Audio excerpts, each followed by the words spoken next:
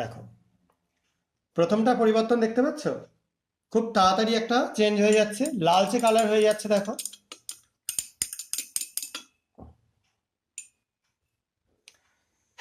আর এটা এখনো পর্যন্ত কোনো রকম চেঞ্জ কিছু হয়নি। আমি তাও একটু এখানে নাড়িয়ে রাখলাম। দেখো, এটা আস্তে আস্তে রংটা এর ফেড হতে থাকছে।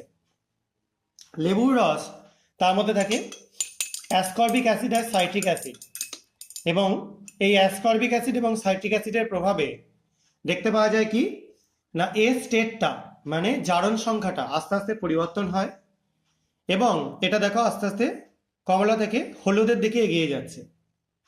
অর্থাৎ এর জারণ সংখ্যা পরিবর্তন হয়ে স্টেটটা ছিল +7 যখন KMnO4 ছিল, সেখান থেকে আস্তে আস্তে এটা MnO2 দিকে অগ্রসর হচ্ছে, ম্যাঙ্গানিজ ডাইঅক্সাইডের দিকে অগ্রসর হচ্ছে।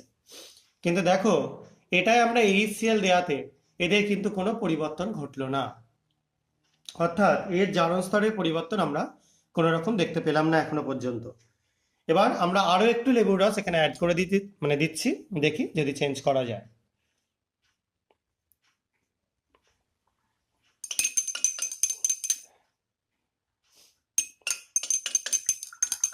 দেখো, রংটা ফেড হয়ে যাচ্ছে।